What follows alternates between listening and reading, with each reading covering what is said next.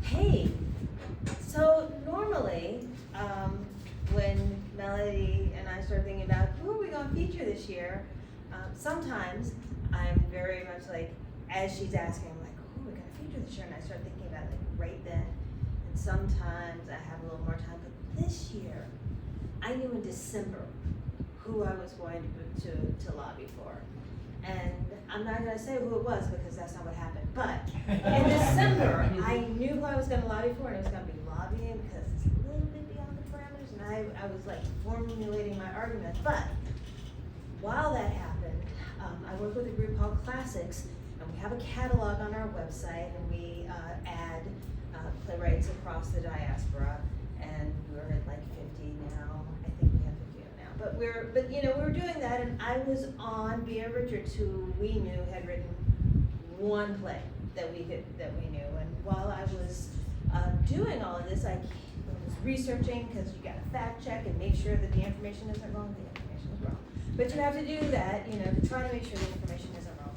And I came across this play called One Is a Crowd, and saw that it had, at the time it seemed, been written in 1950 but not performed until 1971. And so I'm immediately curious. And then I go, can we find a copy of the play? And that's a really complicated answer. But just as Melody was writing to say, who do you want to lobby this year? I found a copy of the play, and I had not read it yet. But I don't think I told Melody that I hadn't read this play yet. I had not read it yet. I trust you. But I said, I really want to hear this play, because as far as I can tell, nobody has heard this play in almost 50 years, or over 50 years, and so this is the play. And she agreed, and that's why I love her shoulders. So tonight, it's Beah Richards, One Is a Crowd. Who knows Beah Richards? I just want to make my life easy here. All right, this is a pretty good number. So Beah Richards is predominantly known as an actress. She was in Guess Who's Coming to Dinner. She played Sidney Poitier's mom. If you saw the film Beloved, she played Baby Suggs Holy. And she's been in a lot of other. She won an Emmy right before she died for playing a role on The Practice, which was with Lisa Gay Hamilton. Now, also, Lisa Gay Hamilton did a documentary on her that was called Beah Richards, A Black Woman Speaks, and it came out in 2005, I think, like a few years after she died. So she was in, for people who pay attention to theater now, she was the original Idella in Pearly Victorious. She tended to play a lot of grandmothers and maids because that's what was available, but she played them in a way that really brought attention to herself and really captured the dignity of every human being. So she was pretty awesome as a performer. As a writer, she was also pretty, well, you're going to discover. We're just going to say that she was a singular voice. And so that's one thing. And as for the not performed until 1971, that's a little complicated too, so we'll go to that. But so I'm just going to start with a little Beah Richards, right? So Beah Richards was born in 1920 in Vicksburg, Mississippi. And her father was a minister, her mom was on the PTA, and they were very, respectable, and did the things that you're supposed to do in the society write-ups. She went to Dillard University in New Orleans, hated it, thought it was colorist and classist, and left. And then she went back to Mississippi, and she said everything irritated her. Everything irritated her, and her mother was concerned that if she stayed there, she was going to get herself killed. So she encouraged her to get out of Mississippi, in the tradition of loving mothers all everywhere. And so she went to San Diego. She went to San Diego around 1942, which was in the middle of the war. And she She took dance lessons, she took some drama. The Old Globe Theater, which was at that time a community theater, and at that time was kind of closed down because the military had taken over the space for USO shows. So she didn't really do a whole lot of drama, though she did some. By 1944, she had her own dance group called the Beah Richardson Ballet and Tap. And they were performing in USO shows, and she was doing elocution recitals around the city. So she had kind of found her groove. And then in 1946, the Old Globe opened. After the war, the Old Globe was turned over again, and she began performing. And she had set up a little bit of a base. So she was performing small roles. She played someone in Little Foxes. I'm not gonna remember the name of it because I didn't write it down because I knew I was gonna remember.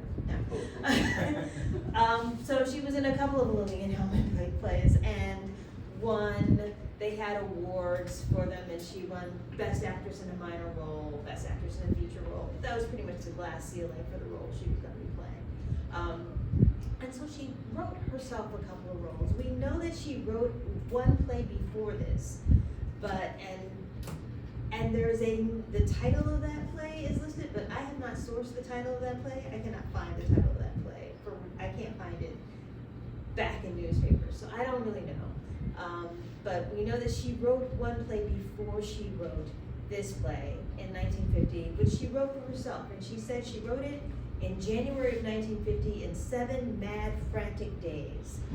What a coming apart it was. It was a falling away of the programming of youth.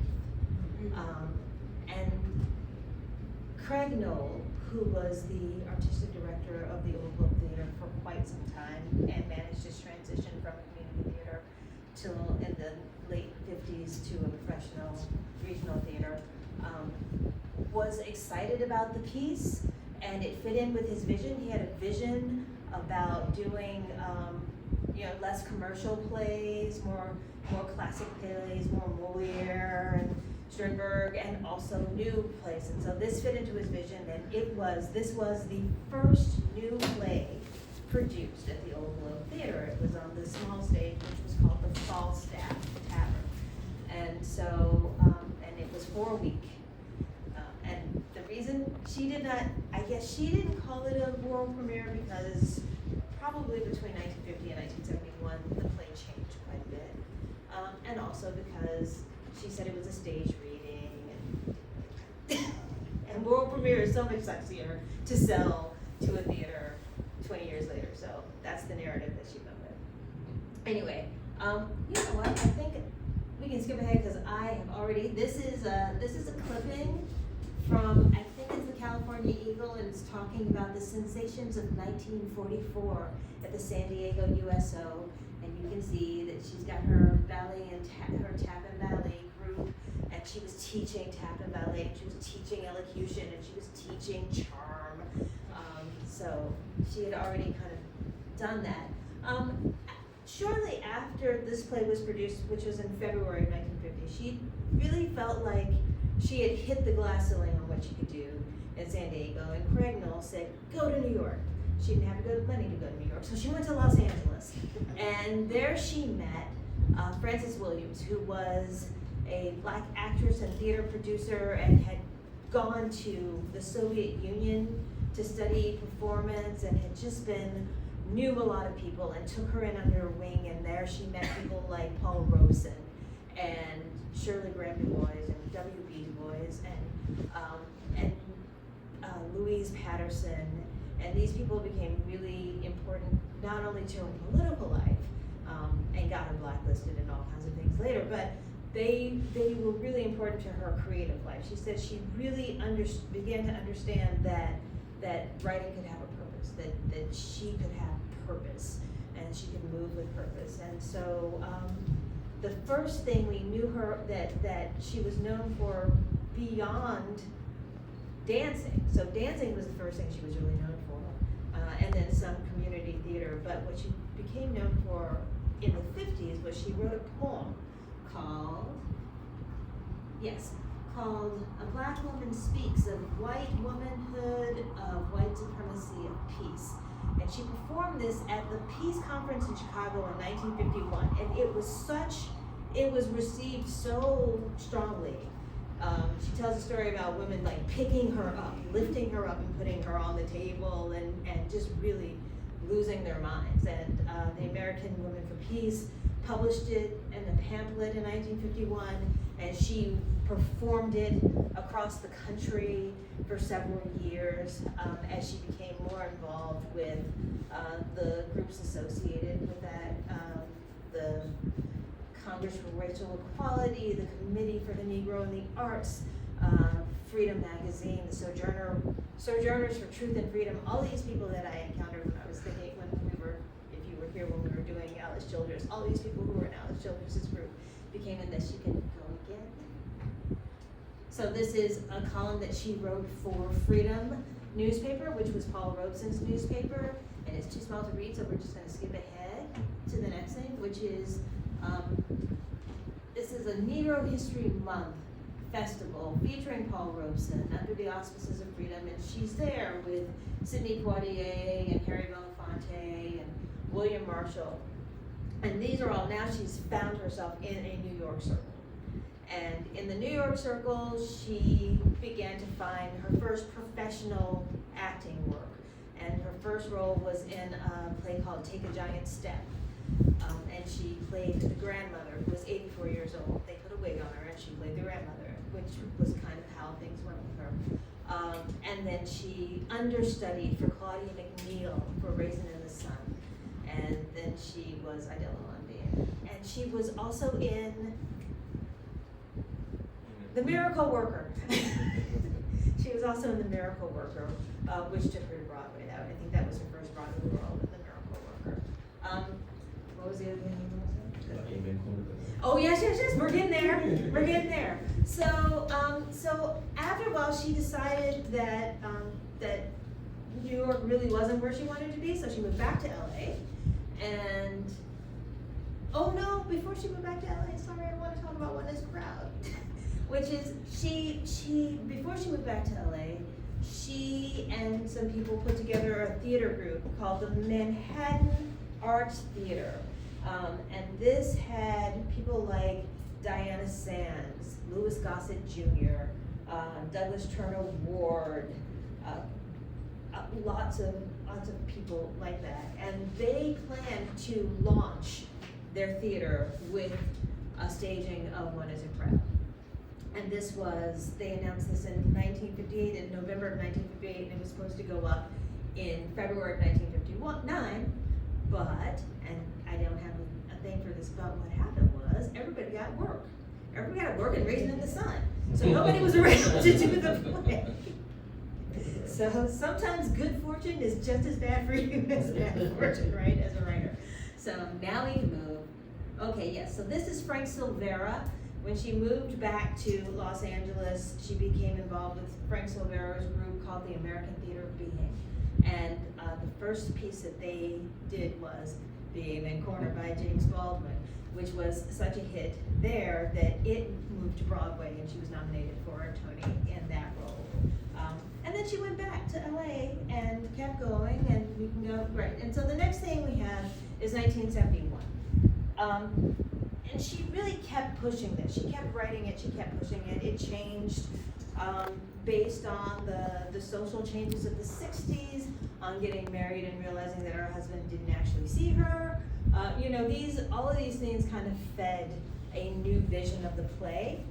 She said that she realized that she had to regenerate herself and talk about her experience, and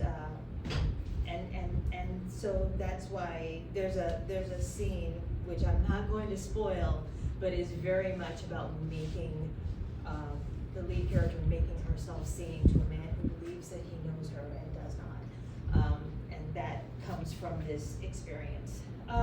So One Is a Crowd opened in 1971. It was supposed to run for 6 weeks. It ran for 5 months at the Inner City Cultural Theater, which was run by C. Bernard Jackson. And he had written a play called Fly Blackbird that came to New York in the early 60s. But he was really very much a strong part of the Los Angeles theater scene. And it ran there, and she also, it did so well that they revived it in 1973, and it ran for an extra month there too, but it was never published. It was never published, and there were plans for it to go on tour. It never went on tour, and so it disappeared. And I found this. Did I say where I found this? No. I didn't say where this. We found this script in Abby Lincoln's papers. You can flip now. Yes, Abby Lincoln, who played, who was a jazz singer mostly, but was also a performer, an actor. She was in the first production of Alice Childress's Wine in the Wilderness. And she apparently at some point got a hold of this script and was going to play the younger woman's role. We don't know if that was a reading. We don't know if it was for the role in LA and it went to somebody else. We don't know why this was in Abby Lincoln's, we don't know why this was in Abby Lincoln's papers. And I did reach out to the estate, and they said they'd look for it. We didn't find it. I reached out to Lisa Gay Hamilton because in the documentary there is a cover page for this with a 1998 revision. She couldn't find it. I talked to a man last week, Ren Brown, who is the artistic director of Ebony Rep in Los Angeles, which has been there since the 1994 or so. And I said I was doing a reading of this play, and he said that's the first play I ever saw, which was amazing. But he didn't have a copy of it either. And so we're going to hear this tonight, and I'm going to give a little bit of a disclaimer, which is the final page doesn't say end or curtain. So it's very likely that the final page, though it does have an ending, it's very likely that this is not the final page. And I can't say, it feels like it is, if not the 71 production script, very close to that script, but I can't say. This play is still, this is kind of a mystery still, an ongoing mystery, and I've planted seeds and hope that somebody will send me a production script at some point. I've reached out to Intercity Cultural Center, all their stuff is in boxes. We are just gonna keep looking. But for now,